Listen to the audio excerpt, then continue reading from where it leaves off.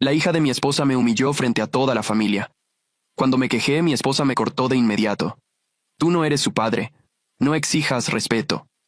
Yo solo sonreí. Al día siguiente, corté todo. Su universidad, su departamento, su coche, su teléfono, su tarjeta de crédito. Todo desapareció. No dije una sola palabra cuando se acercó y me levantó la mano. Era la cena por los 21 años de mi hijastra, en un steakhouse carísimo de Houston, 20 familiares en la mesa, y yo pagaba la cuenta de $3,000. Lo único que hice fue pedirle a Chloe que bajara la voz, porque estaba burlándose del mesero. No reaccionó mal. Explotó. Eres un perdedor patético, Miguel, escupió, y su voz rebotó por todo el restaurante que de pronto se quedó en silencio. Eres nada más el tipo que paga las cuentas. No tienes ninguna autoridad sobre mí. No eres más que una cuenta de banco con entradas en la frente. Entonces aventó su copa de vino. El tinto me empapó la camisa blanca. Volteé a ver a mi esposa, Emily, esperando que interviniera, que me defendiera, que al menos se viera horrorizada.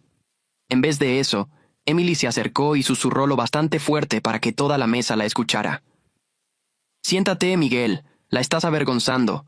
Tú no eres su padre. No le exijas respeto a una muchacha que no te debe nada. La mesa estalló en risas. La risa duró menos de lo que sentí. 5, quizás 6 segundos. Pero en mi cabeza quedó colgada en el aire, como cuando alguien deja apretada una tecla del piano demasiado tiempo. Vi a la prima de Emily taparse la boca con la servilleta. Vi al tío Richard mirar su plato con una sonrisa torcida. Vi al esposo de la prima inclinarse y susurrarle algo al oído que la hizo reír otra vez, esta vez más bajito. Vi a Chloe todavía parada ahí, con la copa vacía en la mano, dejarla caer sobre la mesa con un golpe seco antes de sentarse de nuevo, satisfecha. Emily, a mi lado, ni siquiera me miró.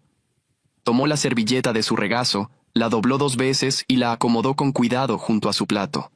Después le dio un trago a su agua. Esa calma fue lo que más me aturdió, como si acabara de resolver una molestia menor. Me quedé sentado. El vino me escurría por el cuello de la camisa en una línea fría contra la piel. Olía el dulzor ácido del cabernet. Sentía el peso de los ojos de todos fingiendo que no me veían. El mesero del que Chloe se había burlado se acercó con una toalla blanca en las manos y se detuvo como a 1 metro, sin saber si avanzar. Le hice un gesto pequeño que quería decir, «Está bien». Asintió y se retiró. No le contesté a Emily. No le contesté a Chloe. No miré a nadie de los que se rieron. Tomé mi servilleta, me limpié con cuidado el mentón y el cuello, la doblé en 4 y la puse junto a mi copa de vino blanco sin tocar. «¿Postre?», llamó la hermana de Emily desde el otro extremo de la mesa, con una voz aguda que claramente buscaba cambiar el tema. Le hizo señas al mesero. «¿Nos traes los menús de postre?». El mesero volvió con 11 menús y los repartió por la mesa. Cuando llegó conmigo me entregó el mío con un asentimiento. Lo abrí, leí cada línea con calma. Tarta de chocolate amargo con sal de mar, crème brûlée de vainilla de Madagascar, cheesecake de yuzu, trío de helados artesanales. También leí los precios. 24, 26, 22, 18. Si las 20 personas pedían postre, se sumaban otros $450 a la cuenta. Más café, más digestivos, más propina. «Yo quiero el cheesecake», anunció Chloe en voz alta, como si nada hubiera pasado. «Y un espresso doble. Para mí la tarta de chocolate», dijo la prima de Emily. «Crème brûlée para mí», agregó el tío Richard. Todos pidieron. La hermana de Emily hasta anotó las opciones en su servilleta, como si estuviera dirigiendo oficialmente la cena de cumpleaños. Cuando llegó mi turno, levanté la vista del menú. «Yo no voy a pedir nada», dije con calma. La hermana de Emily se quedó congelada medio segundo de más, sin saber cómo reaccionar. Emily se mantuvo perfectamente quieta a mi lado. «¿Estás seguro, Miguel?», preguntó su hermana con una sonrisa cortés. «Sí». «Bueno, está bien». El mesero recogió los menús y se fue. La conversación regresó poco a poco alrededor de la mesa, en grupitos. Vacaciones, tráfico, la casa nueva de alguien. Nadie me dirigió la palabra. Me quedé ahí sentado, con la camisa manchada, las manos sobre el regazo, viendo el centro de mesa de hortensias blancas que se inclinaba un poco hacia mi lado. Y en esos minutos pensé en cosas raras. Pensé en mi padre, que había muerto 2 años atrás. Me acordé de algo que me dijo una vez cuando yo tenía 32 y estaba por casarme con Emily. Estábamos solos en su cocina mientras él servía café. Sin voltear a verme me dijo, «Hijo, algunas mujeres te eligen porque te quieren, otras te eligen porque les sirves». En aquel momento lo descarté como el consejo amargo de un viejo. Ahora, sentado ahí con el vino calándome la camisa, la frase volvió con la claridad de algo dicho hacía 5 minutos. Después mis pensamientos se volvieron más prácticos. Pagos automáticos, cargos mensuales. Cada contrato que había firmado en todos esos años, cada aval, cada autorización. ¿Y cuántas de esas firmas seguían activas en ese mismo instante mientras yo estaba ahí, humillado, en ese restaurante? Probablemente todas. Empecé a enlistarlas mentalmente, una por una. La colegiatura de Chloe salía directo de mi cuenta de cheques cada semestre. El contrato del departamento estaba a su nombre, pero yo era el aval. El crédito del coche estaba a mi crédito. El plan familiar de celulares, 5 líneas, mi cuenta. La tarjeta de crédito adicional, mi firma como titular principal. El seguro de gastos médicos, el seguro del coche, las mensualidades del gimnasio, las suscripciones de streaming. Todo. 14, 15, 16 pagos distintos, tal vez más. Cada uno tenía un número telefónico, un departamento de atención a clientes, un proceso de cancelación. Calculé los tiempos en mi cabeza. Si empezaba a las 7:30 de la mañana siguiente, podía dar de baja todo antes del mediodía. «Miguel, ¿estás bien?», preguntó la mamá de Emily desde el otro lado de la mesa. Fue la primera vez que alguien me dirigía la palabra directamente desde lo del vino. Levanté la vista. Sonreí apenas. «Perfecto», dije. Asintió con torpeza y volvió a su café. Emily por fin volteó hacia mí. Por primera vez en 15 minutos, de verdad me miró a la cara. Esperaba enojo, humillación, algo. Pero lo que fuera que vio ahí, no lo reconoció. Frunció un poco las cejas, como quien intenta leer un idioma que creía entender. «¿De verdad estás bien?», susurró, lo bastante bajo para que solo yo la escuchara. «Sí, Miguel, sobre lo de Chloe. No tienes que explicar nada». «¿Cómo que no tengo que explicar nada?». «Exactamente eso». Me miró fijo, esperando más. Esperando que la acusara, que me defendiera, que levantara la voz, que le diera algo a lo que pudiera responder. No le di nada. Volví la vista a las hortensias y esperé a que terminara la cena. Llegaron los postres. No comí. Llegó el café. Tampoco lo toqué. Cuando el mesero deslizó la cuenta discretamente junto a mí, exactamente como lo había acordado más temprano esa noche, le di un vistazo al total. $3,470. Saqué mi tarjeta sin mirar el desglose. Firmé el recibo, dejé la propina exacta y me puse de pie antes de que alguien más se levantara. Nadie me detuvo. Chloe ya estaba de espaldas, grabando un video con sus primas, riéndose para la cámara como si yo no existiera. La camisa todavía olía a vino. Emily subió al coche sin mirarme. Manejé en silencio por la autopista. A mitad del camino, habló. «No tenías que hacer ese drama, Miguel», dijo, viendo por la ventana. «Es su cumpleaños. Pudiste tragártelo una noche». Apreté el volante. No contesté. Al llegar a la casa, subió directo a la recámara. A los 20 minutos se durmió sin problema, como quien resuelve una molestia menor. Yo no subí. Me senté en la mesa de la cocina, todavía con la camisa manchada, y abrí mi laptop. Escribí la lista, renglón por renglón, cada uno con su número de cuenta y su teléfono de atención. Cuando terminé, eran casi las 2 de la mañana. Por primera vez en años, no sentí ese peso en el pecho. Dormí 3 horas en el sillón. A las 7:30 en punto hice la primera llamada. El banco. «Quiero cancelar una tarjeta adicional», dije. «El titular soy yo». Le di el número, confirmó mi identidad y 30 segundos después la tarjeta de Chloe quedó muerta. «¿Algo más, señor?» «Sí», dije, mirando la lista. 15 cosas más. Arriba, Emily seguía dormida. No tenía idea de que el mundo que yo había sostenido durante 6 años estaba a punto de apagarse, una llamada a la vez. Para las 11:30 de la mañana ya había hecho 14 llamadas. La tarjeta adicional de Chloe, muerta. El plan de 5 líneas reducido a la mía nada más. Las otras 4 quedaban activas hasta el corte de las 6 de la tarde, y después se apagaban. El seguro del coche, cancelado a partir del aviso legal. El gimnasio dado de baja. Las suscripciones, una por una, hasta que la lista quedó tachada de arriba a abajo. La colegiatura fue la más fácil de todas. Llamé a la oficina de cuentas estudiantiles, di mi número de cliente y pedí detener el cargo automático del siguiente semestre. La mujer del otro lado me leyó un guión sobre fechas límite y reembolsos. Le dije que entendía. Colgué. El departamento fue distinto. Yo era el aval, no el titular, así que no podía cancelarlo de un teléfono. Pero sí podía hacer una cosa. Llamé a la inmobiliaria y retiré mi firma como garante para la renovación que vencía en 3 semanas. La agente me explicó que, sin aval, le pedirían a la inquilina un depósito de 3 meses o comprobante de ingresos propios. Chloe no tenía ni una cosa ni la otra. ¿Desea que le notifiquemos a la inquilina?, preguntó. No, dije. Ella se va a enterar sola. Cuando colgué la última llamada, Emily ya estaba despierta. La oí bajar las escaleras en pantuflas, abrir el refrigerador, servirse jugo. Entró a la cocina sin mirarme, con el teléfono pegado a la cara, riéndose de algo. Tenía el pelo recogido y la cara todavía marcada de la almohada. «Buenos días», dijo sin levantar la vista.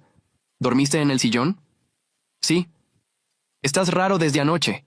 Le dio un trago al jugo. «Ya supéralo, Miguel». Chloe estaba tomada.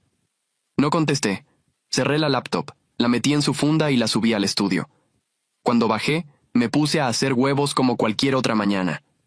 Emily me veía de reojo, esperando que dijera algo. No le di nada. El primer mensaje de Chloe llegó a la 1:20. Lo supe porque Emily levantó el teléfono y frunció el ceño. «¿Qué le pasa a esta niña?», murmuró. Su teléfono empezó a vibrar sin parar. Mensajes, uno tras otro. Luego una llamada. Emily contestó. «¿Qué pasó?».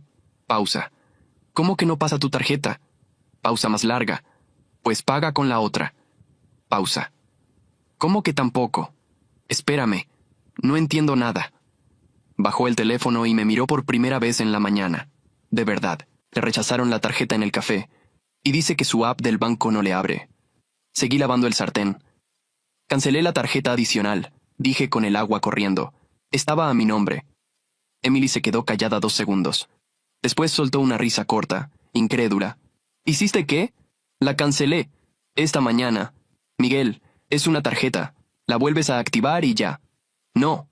Volvió a levantar el teléfono porque Chloe seguía llamando. Esta vez puso el altavoz, como para que yo escuchara. La voz de Chloe llenó la cocina, aguda, atropellada. «Mamá, ¿me oyes? Me cortaron todo. El Uber no me deja pedir viaje, la tarjeta no sirve, y ahorita el de la tienda me dijo que mi cuenta de la luz del departamento está marcada como pendiente. ¿Qué está pasando?». «Tranquila, mija. Tu papá Miguel hizo una tontería con la tarjeta. Ahorita lo arregla». Yo sequé mis manos con la toalla y me recargué en la barra. «No soy su papá», dije, lo bastante claro para que el teléfono lo agarrara. «Tú lo dejaste muy claro anoche». Las 2. Hubo un silencio del otro lado. Después Chloe, más bajo, casi confundida. «Miguel, ¿tú me cortaste el teléfono?». «Tu plan se apaga a las 6, igual que las otras 4 líneas. La del coche también está sin seguro desde hoy, y la colegiatura del próximo semestre ya no sale de mi cuenta». «Estás loco», dijo Chloe, y la voz se le quebró un poco. «Estás loco, no puedes hacer eso». «Sí puedo. Todo estaba a mi nombre. Lo único que hice fue quitar mi nombre». Del otro lado se oía ruido de calle, bocinas, la respiración agitada de Chloe buscando qué decir. Emily me arrancó el momento de las manos. Cortó la llamada y se paró frente a mí, el teléfono apretado en el puño. «¿Estás castigándola? ¿Por una pelea en una cena? Es una niña, Miguel». «Tiene 21 años. Anoche me dijiste que no le debía nada». «Tienes razón. Y ella tampoco me debe nada a mí. Así que no hay ninguna razón para que yo siga pagando su vida». «Es mi hija». «¿Sí? Es tu hija». Doblé la toalla y la colgué. «No la mía. Eso también lo dijiste tú». Emily abrió la boca y la cerró. Por un instante no encontró qué responder. Era la primera vez en 6 años que yo no cedía, que no suavizaba, que no terminaba diciendo «está bien, perdón, lo arreglo». Lo vi en su cara. No me reconocía. La misma cara que había puesto en el restaurante, cuando volteó a verme esperando enojo y encontró otra cosa. «Vas a reactivar todo», dijo, y trató de sonar firme, pero el final se le fue para arriba, como una pregunta. «No». Su teléfono volvió a sonar. Chloe otra vez, y otra vez. Emily lo silenció con el pulgar, sin dejar de mirarme, como si yo fuera un mueble que de pronto había hablado. «Esto lo hablamos en la noche», dijo al fin, y subió las escaleras a marcarle a su hija desde el cuarto. Me serví café y me senté en la mesa de la cocina. Por las ventanas entraba el sol de mediodía, limpio, sin una sola nube. Arriba escuchaba la voz de Emily, ya no riéndose, subiendo de tono, tratando de calmar a Chloe y de entender al mismo tiempo qué había cambiado. Yo me terminé el café con calma. No había gritado. No había azotado una puerta. No había dado explicaciones largas. Solo había dejado de pagar. Y por primera vez entendí cuánto poder había tenido todos esos años sin usarlo nunca. Esa noche Emily bajó con los ojos rojos. No sé si había llorado de verdad o se los había tallado en el espejo, pero entró a la sala despacio, abrazándose a sí misma, y se sentó en el sillón frente a mí. Miguel, hablemos, por favor. Apagué la televisión. Esperé. Chloe está destrozada, dijo con la voz temblorosa. No tiene cómo llegar a la universidad mañana. La van a sacar del departamento. Tiene 21 años. No sabe vivir sin esto. Somos una familia. Las familias no se hacen esto. Familia, repetí. Sí, familia. Anoche, frente a 20 personas, tú me dijiste que no era el padre de Chloe, que no le exigiera respeto a alguien que no me debe nada. Y todos se rieron. Tú te reíste con ellos. Hablé despacio, sin levantar la voz. ¿Entonces somos familia hoy cuando se trata del dinero, pero anoche yo era el tipo que paga las cuentas? Emily se limpió una lágrima. Estaba molesta. Uno dice cosas cuando está molesto. No. Uno dice la verdad cuando está molesto. Lo demás es lo que finge el resto del tiempo. Se quedó callada. Luego cambió de táctica como yo sabía que haría. Se levantó, se acercó, se sentó junto a mí y me puso la mano en la pierna. Mi amor, reactivemos todo y mañana vemos esto con calma, ¿sí? No tomemos decisiones así, enojados. Quité su mano con cuidado y me paré. No estoy enojado, Emily. Ese es el problema para ti. Si estuviera enojado, podrías esperar a que se me pasara. Su teléfono sonó. Era su mamá. Contestó en el pasillo, pero la casa es chica y la oí completa. Sí, mamá. Sí. No sé qué le pasó. Se volvió otro... No, no quiere... Ya sé. Háblale tú. A lo mejor a ti te hace caso. 30 segundos después mi teléfono vibró. La mamá de Emily. La misma señora que en la cena me había preguntado si estaba bien y había vuelto a su café sin esperar respuesta. Dejé que sonara hasta que paró. Volvió a marcar. Contesté. Miguel, mijo, dijo, con ese tono dulce que usaba cuando quería algo. ¿Qué es todo esto que me cuenta Emily? Tú no eres así. Tú siempre has sido tan bueno con la niña. Buenas noches, señora. Estoy bien. Gracias por preguntar. Anoche nadie me lo preguntó hasta que ya era tarde. Ay, Miguel, no te pongas así. Fue una tontería de la cena. Chloe es impulsiva, tú la conoces. La conozco. Por eso le pagué la universidad 3 años. Buenas noches. Colgué. Apagué el teléfono. Emily me miraba desde el pasillo con el suyo todavía pegado a la oreja, sin saber qué reportarle a su madre. Esa madrugada no pude dormir, no por culpa, por algo más raro, una curiosidad fría. Me levanté, fui al estudio y abrí el archivero de abajo, el que tenía años sin tocar. Saqué las carpetas de estados de cuenta, las facturas viejas, los contratos. Encendí la lámpara y me puse a leer, página por página, como quien revisa un caso que no es suyo. Lo que encontré me dejó quieto un buen rato. No era solo la universidad, el coche, el departamento, el teléfono. Era todo. El refrigerador nuevo del año pasado, mi tarjeta. El viaje a Cancún de Emily con sus hermanas, mi tarjeta. El dentista de Chloe, las clases de manejo, la fiesta de graduación de la prepa, el vestido de quinceañera de una sobrina que ni mía era. La cuota del club al que me invitaban una vez al año, para la foto.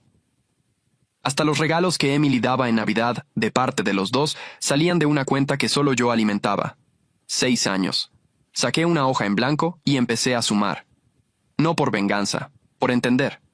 Cuando llegué a un número que no quiero repetir, dejé la pluma. En 6 años, Emily había aportado a la casa exactamente lo de su sueldo de medio tiempo en la boutique, y ese dinero se iba en sus cosas. Yo había pagado la hipoteca, los servicios, la comida, los coches, los seguros, la vida entera de su hija, y nunca, ni una vez, me lo habían agradecido. Al contrario, mientras más cargaba, más invisible me volvía, como si pagar fuera mi función natural, igual que respirar. Me acordé otra vez de mi padre en su cocina. Otras te eligen porque les sirves. A los 32 lo oí como amargura. A los 41 lo estaba leyendo en blanco y negro, en estados de cuenta del banco. No sentí rabia. Sentí vergüenza, pero no de ellas. De mí. ¿De cuántos años había confundido ser necesario con ser querido? ¿De cuántas veces me había tragado un comentario, una burla, un Miguel paga, con tal de mantener la paz de una familia que solo me incluía en la cuenta? Encontré también una libreta vieja de Emily, de las que usaba para sus listas. La abrí sin pensar. En una página, con su letra redonda, había anotado los gastos del año entero, ordenados por mes.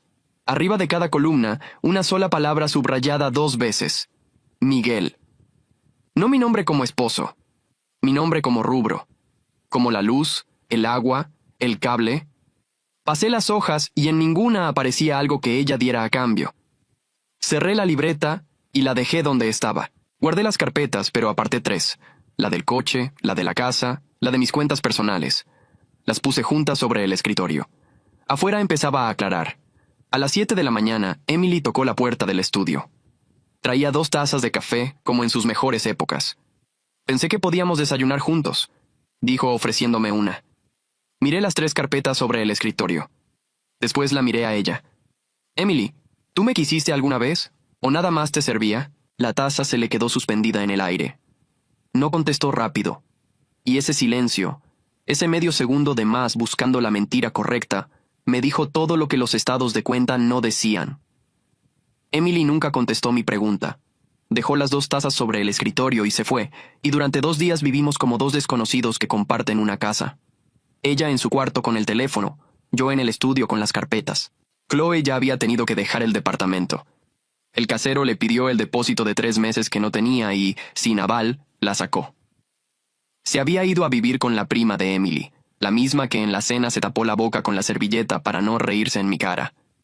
Me enteré porque Emily lo dijo en voz alta, a propósito, para que yo cargara con la culpa. No la cargué.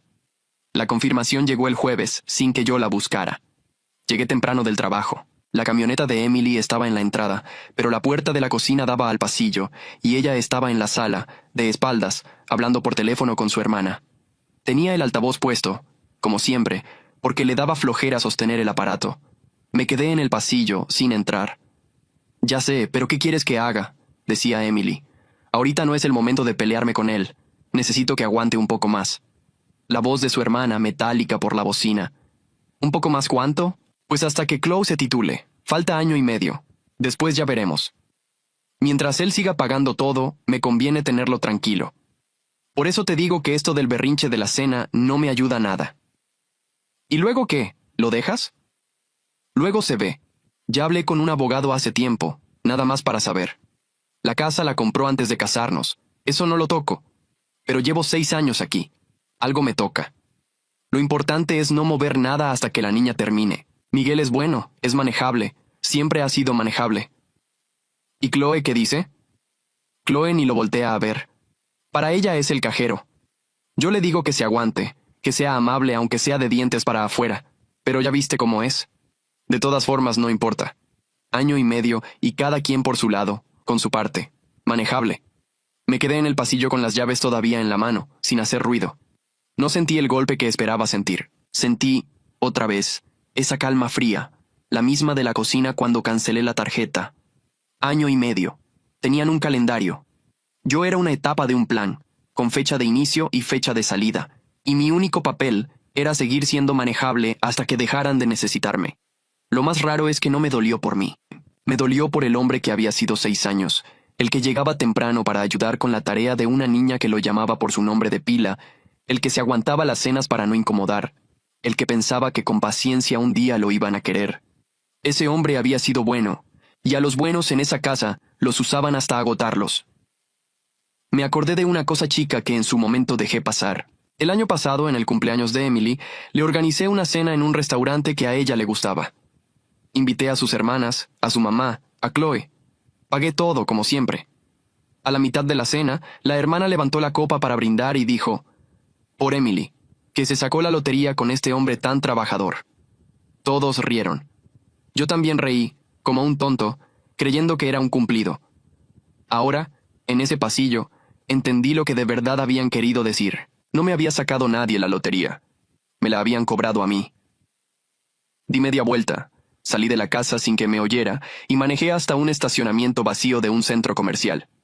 Apagué el motor, Saqué el teléfono y busqué el número que un compañero del trabajo me había dado meses atrás, cuando se divorció. Una abogada, marqué. Despacho de la licenciada Rendón. Quiero iniciar un divorcio, dije. Y quiero hacerlo bien. ¿Hay bienes en común, señor? La casa es mía, comprada 2 años antes del matrimonio. Los coches están a mi nombre. Las cuentas son mías. Ella aporta un sueldo de medio tiempo a sus gastos personales. Hubo una pausa del otro lado, el sonido de una pluma. ¿Tienen hijos en común? No. Ella tiene una hija de antes, mayor de edad. Entonces esto es más simple de lo que usted cree, dijo la abogada. Venga mañana con las escrituras y los estados de cuenta. Si todo está como me lo describe, no hay mucho que repartir. Me dieron cita para las 9 de la mañana. Esa noche cené fuera, solo, en una fonda cualquiera. Comí despacio, sin prisa por volver. Cuando llegué a la casa, Emily estaba viendo la tele en pijama, como si nada. ¿Dónde andabas?, preguntó, sin despegar los ojos de la pantalla. Te marqué. Comiendo.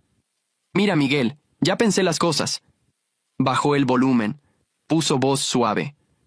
Tienes razón en estar dolido. Yo me equivoqué en la cena. Vamos a terapia, ¿no? Como pareja. Empezamos de cero. Hace una semana esa frase me habría aflojado el pecho. Habría dicho que sí, que claro, que todo se arregla. Esa noche solo la miré y vi a alguien armando una jugada para ganar tiempo. 1 año y medio. Hasta que Chloe se titule. Después se ve. Está bien, dije. Emily sonrió aliviada, creyendo que había vuelto a ser manejable. ¿En serio? En serio. Mañana arreglamos todo. Subió a dormir contenta. Yo me quedé en la sala, con la tele apagada, y por primera vez en años no sentí ese nudo de querer arreglar lo que no tenía arreglo. Al día siguiente sí iba a arreglar todo, solo que no de la forma que ella creía. A la mañana siguiente, mientras Emily dormía, llené un portafolios con las 3 carpetas que había apartado. La del coche, la de la casa, la de mis cuentas. Agregué el acta de matrimonio y las escrituras de la casa, fechadas 2 años antes de conocerla. Me vestí en silencio, me serví un café para el camino, y salí cuando todavía estaba oscuro. En el coche, antes de arrancar, me quedé un momento mirando la casa por el retrovisor. La hipoteca que pagaba yo, el techo que sostenía yo, la vida que sostenía yo. Pronto iban a descubrir lo que pesaba todo eso, ahora que el hombre manejable se había bajado del plan. Arranqué. La cita con la licenciada Rendón era a las 9. La licenciada Rendón tenía razón. No había mucho que repartir. Revisó las escrituras de la casa, fechadas 2 años antes de mi matrimonio. Revisó los títulos de los coches, las cuentas, los seguros. Todo a mi nombre. Todo de antes o pagado con mi dinero. Emily había vivido 6 años dentro de mi vida sin construir nada propio, convencida de que el tiempo, por sí solo, le iba a dar derechos sobre lo mío. Pudo haber exigido pensión si hubiera hijos en común, o si dependiera económicamente de usted por incapacidad, me explicó la abogada acomodando los papeles. No es el caso. Ella trabaja. La hija es mayor. Usted no tiene obligación legal con ninguna de las dos. Lo que le ofrezca, se lo ofrece por voluntad, no porque deba. No voy a ofrecer nada, dije. Solo quiero que firme y que se vaya de mi casa. Presentamos la demanda esa misma semana. Cuando le entregaron los papeles a Emily, yo no estaba. Me lo contó la abogada, que la notificaron en la puerta de la casa, que leyó la primera hoja y le marcó a mi celular 14 veces seguidas. No contesté ninguna. Para esas alturas yo ya estaba durmiendo en un departamento rentado cerca del trabajo, con un colchón, una mesa y nada más. Era el espacio más tranquilo en el que había estado en años. Las llamadas empezaron en cascada, igual que cuando corté las tarjetas, pero ahora era toda la familia. Primero Emily, con mensajes que pasaban del insulto a la súplica en el mismo párrafo. Eres un cobarde, no puedes dejarme así, después de todo lo que construimos. Piensa en Chloe. Hablemos como adultos. No me hagas esto. Después su mamá. La misma señora del Miguel, mijo. Estás exagerando, hijo. Una pelea en una cena no es para tirar un matrimonio a la basura. ¿Qué van a decir? Piensa en la familia. Señora, con todo respeto, dije. La familia pensó en mí exactamente una vez, cuando llegó la cuenta. Buenas noches. Después la hermana de Emily, la del brindis de se sacó la lotería. Esa ni siquiera fingió cariño. Fue directo a la amenaza. Más te vale portarte decente con mi hermana, Miguel. 6 años no se tiran así. Algo le corresponde. Lo que le corresponde lo va a decidir un juez, contesté. Y tú, con la boca que tienes, mejor no te metas en cosas de dinero. Ya escuché suficiente de tus brindis. Colgué antes de que entendiera a qué me refería. Era extraño. Los mismos que en el restaurante se taparon la boca para reírse de mí, ahora me llamaban de la familia. Me hablaban de unidad, de años compartidos, de no exagerar. No exagerar. Como si poner mi nombre fuera del plan fuera una exageración, pero humillarme frente a 20 personas hubiera sido normal. No exageré. Hice lo justo, que es distinto. Y lo justo, cuando uno deja de regalar, a ellos les pareció una guerra. Hubo una audiencia de mediación. Emily llegó con un abogado que ella misma pagó, uno que cobraba por hora y que se notaba que ya le había dicho lo que yo ya sabía. Pidieron la mitad de la casa. La licenciada Rendón puso las escrituras sobre la mesa, con la fecha subrayada. Comprada 2 años antes del matrimonio, pagada con mi crédito, ni un peso de Emily en ella. El abogado de ella leyó la fecha, cerró su carpeta y le murmuró algo al oído. Emily se puso roja. Pidieron entonces una compensación por los años dedicados al hogar. Mi abogada preguntó, con toda calma, qué gastos del hogar había cubierto la señora en esos 6 años. No hubo un solo recibo. La mediación duró menos de 1 hora. Salimos con un convenio simple. Emily se llevaba sus cosas personales y la camioneta que manejaba, que estaba a mi nombre pero le dejé sin pelear. Nada más. No se la dejé por generoso. Se la dejé para no deberle ni siquiera el gusto de un reclamo. Firmó con la mano temblando sin mirarme. A Chloe la vi una sola vez en esas semanas. Llegó al estacionamiento de mi trabajo, me esperó junto al coche. La reconocí de lejos. Traía el uniforme de una cafetería, una camisa con su nombre bordado, ojeras que antes tapaba con maquillaje caro. Sin departamento, sin coche, sin la tarjeta, había tenido que conseguir un trabajo y mudarse a un cuarto rentado. El mundo real, ese que yo le había estado pagando para que no conociera, le había caído encima de golpe. «Vine a decirte que eres un maldito», dijo, pero la voz no le salió como ella quería. Le salió cansada. «Por tu culpa perdí todo». La miré. No sentí el gusto que a lo mejor me habría imaginado. Tampoco sentí culpa. «No perdiste nada tuyo, Chloe», dije, tranquilo. «Perdiste cosas mías que te presté 6 años. El coche era mío. El departamento lo sostenía mi firma. La universidad la pagaba mi cuenta. Lo único que era tuyo era la forma en que me trataste. Eso sí, eso era todo tuyo». Se le llenaron los ojos de lágrimas, de rabia más que de pena. «Mi mamá dice que nos dejaste en la calle. Tu mamá tenía un plan donde yo pagaba hasta que tú te titularas y después me votaban». Lo escuché con mis propios oídos. Yo nada más adelanté la fecha. Abrí la puerta del coche. «Tienes 21 años y un trabajo. Es más de lo que muchos tienen. Lo que hagas con eso ya no es mi problema». «No eres mi papá», escupió, la misma frase de siempre, su única arma. «Nunca lo fui», dije. «En eso siempre tuviste razón». Subí al coche y arranqué. Por el retrovisor la vi parada ahí, con su camisa bordada, más chica de lo que recordaba. Por un segundo me dio una punzada, el reflejo viejo de querer regresar y arreglarle la vida. Pero seguí manejando. Esa niña tenía una madre. Tenía abuela, tías, primas, toda una familia que se rió conmigo de blanco en aquel restaurante. Que la rescataran ellos, si tanto eran familia. Esa noche, en mi departamento vacío, calenté algo en el microondas y comí parado junto a la ventana, viendo las luces de Houston. No tenía sillón todavía. No tenía casi nada. Pero por primera vez en 6 años, todo lo que había en ese cuarto era mío, y nadie iba a llegar a cobrarme por respirar. El divorcio quedó firme en otoño. Para entonces yo ya había aprendido algo que me costó 6 años entender. Cuánto dinero se me iba cada mes en sostener la vida de gente que me despreciaba. Cuando junté todo lo que antes se iba en colegiaturas, rentas, seguros ajenos, viajes que no eran míos y regalos firmados de los dos, el número me volvió a dejar quieto, igual que la noche del archivero. Era el enganche de algo. Era un futuro entero que yo había estado regalando a plazos. Así que dejé de regalarlo y empecé a guardarlo. Los primeros meses viví con lo mínimo, en el departamento del colchón y la mesa. No por necesidad, sino porque me gustaba el silencio. Junté. Pagué lo que faltaba de la hipoteca de la casa, esa que era mía desde antes de Emily, y la renté a una familia tranquila. Ese ingreso entraba solo, cada mes, sin que nadie me gritara por él. Con lo que ahorré di el enganche de un departamento nuevo, en un piso alto, con ventanales que daban a la ciudad. Lo amueblé despacio, una cosa a la vez, eligiendo yo cada mueble por primera vez en mi vida adulta. Y me compré un coche. Uno que siempre había querido y que nunca me había dejado comprar porque había prioridades. La universidad de Chloe, el viaje de Emily, el dentista, lo que fuera menos yo.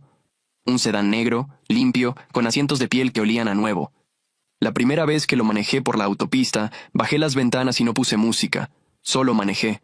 Lo más raro fue lo que pasó con mi trabajo. Llevaba años en la misma empresa, cumpliendo sin destacar, porque la cabeza la tenía en otro lado, en cómo iban a alcanzar las cuentas, en qué humor llegaría Emily, en qué nueva exigencia traería Chloe. Cuando todo ese peso se cayó, me sobró algo que no sabía que me faltaba. Concentración. Acepté un proyecto que antes habría rechazado por no tener tiempo. Salió bien. Me dieron otro, más grande. A los pocos meses me ofrecieron dirigir un área nueva, con un sueldo que en mi otra vida habría celebrado pagándole a alguien más una fiesta.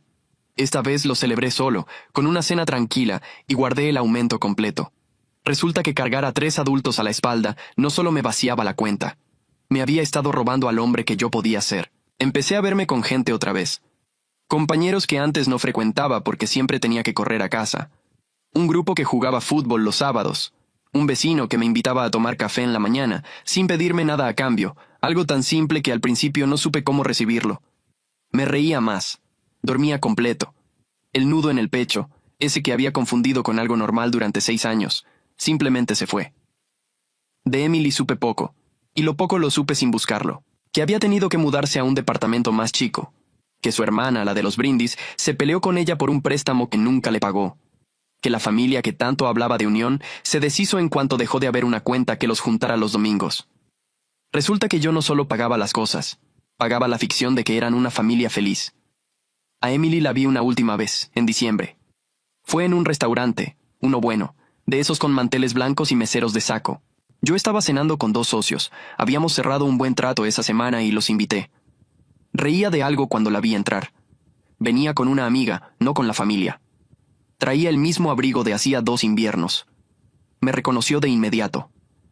Se quedó parada junto a la recepción, mirándome, y por su cara pasaron como 3 cosas a la vez.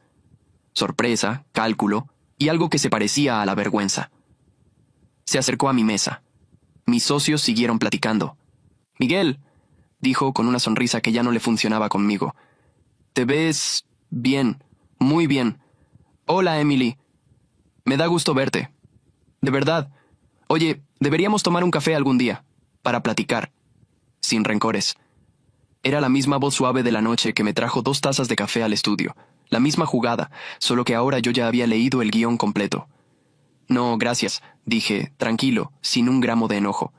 «Que estés bien». Eso fue todo. No le grité, no le saqué en cara nada, no le cobré ni una de las risas de aquella cena. No hacía falta. Ella se quedó un segundo esperando algo más. Una pelea, un reproche, cualquier cosa con la que pudiera medirse. No se la di. Volví con mis socios.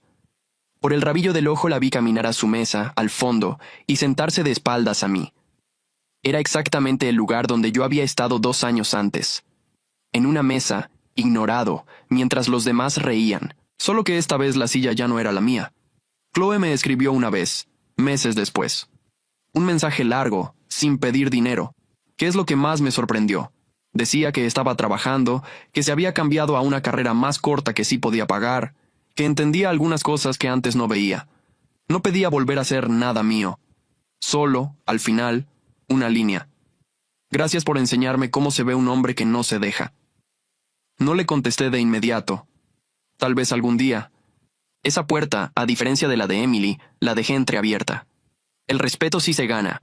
El cariño que se exige a gritos, no. Hoy manejo ese coche negro por la misma autopista donde antes iba apretando el volante, callado, tragándome todo. No lo manejo para que nadie me vea. Lo manejo porque cada mes que pago algo, lo pago para mí. Y porque me tomó 41 años aprender que un hombre no es una cuenta de banco con entradas en la frente. Es lo que decide dejar de pagar el día que por fin se da su propio valor.